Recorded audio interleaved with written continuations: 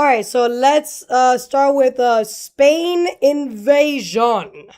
Even though people can't, they're claiming it's not an invasion, but that looks that looks like an invasion. Good fam? Yeah, yeah. Sorry, I'm thinking too fast for my mouth. It's been a while, guys. I'm sorry. It's been like what, like 2-3 weeks, something like that.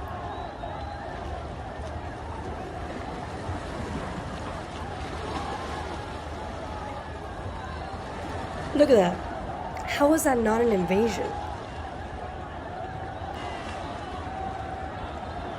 Not even when Cubans were coming here, it was like that. Like, that's crazy. Wow. Some people have a phone in their hand? I saw somebody with a phone in their hand. Or it looked like a phone. Look at that, dude.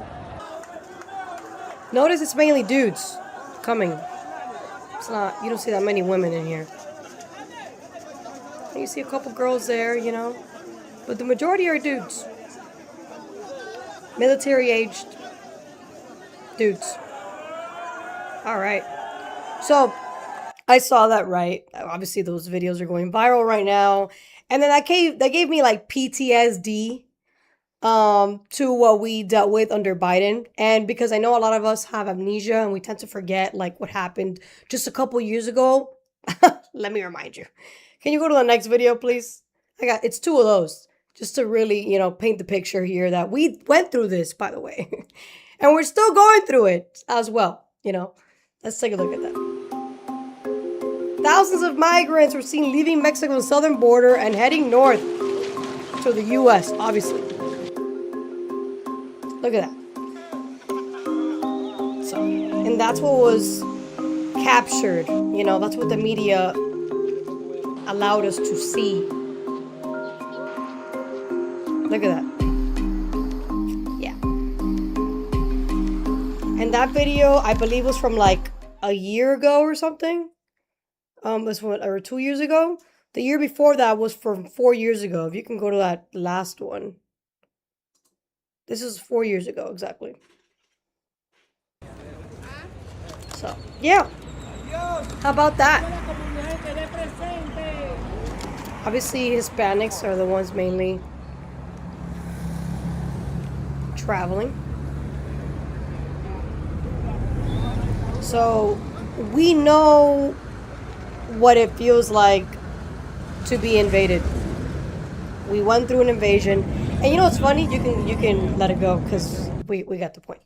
So I remember, it's really interesting because about maybe, Laz, you're gonna probably remember this. About 3 or 4 years ago, we're at a friend's house and I bring up the invasion that was happening in real time. And my friends were like, what are you talking about? We're not being invaded. And I was like, okay, what do you consider an invasion?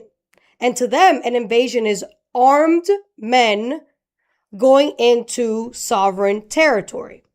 But when you look at what an invasion actually is, there's two definitions. And another definition is mass amounts of people going into a country unannounced, uninvited. That's also considered an invasion. And the issue that I have is that many people, like friends of ours, who we love very much, did not want to acknowledge reality. We were invaded. We have been invaded because all those people that came to this country have not been deported out of the country. So when people like to say, well, like I just had a friend of mine send me a message like earlier this today, like when this video went viral, the Spanish video. And he was like, I mean, everybody's claiming that Spain has fallen, but like it really hasn't fallen. And I'm like, dude, do you understand? Like people don't really comprehend that a country has resources for a certain amount of citizens, right?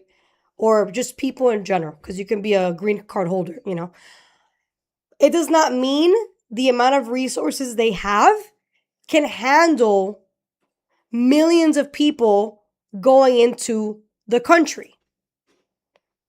If you don't have the resources, which no country does, if you don't, including our own, if you don't have the resources and you don't have the infrastructure, you don't have the system to process these people correctly on a case by case basis, and you're doing it in masses with no vetting, no nothing, this is going to put a lot of strain in the resources and in the actual infrastructure. Let me just make it microscopic for you. Okay? During Obama's administration, I'm always going to go back to this guy because this guy was a piece of shit. And I will say it over and over again. He allowed DACA, right? So a lot of kids that crossed the border with their parents, they were protected. So by default, their parents are protected. All right, cool. What happens? Because a lot of children that cross the border with their parents have now some type of protected status, that puts strain on the school system. So we come from Miami-Dade County. It's a predominantly Hispanic county. When Obama came in and did this DACA thing, which I believe it was in his second term, because they were giving him shit for the mass deportations that, by the way, he wasn't really deporting, just giving you a heads up. What they were doing were counting people that were good, like they were coming to the border and they were being told, U-turn, and that was considered a deportation. Just FYI. He didn't actually have to deport people in the homeland like Trump is doing. Like, he didn't go through all that because he actually gave a shit about optics and what the left would say and all this bullshit. Trump doesn't give a fuck about that because at the end of the day, he understands that we shouldn't be allowing people to cross the border illegally and give them amnesty, which is what Spain did. And I'll get to that now.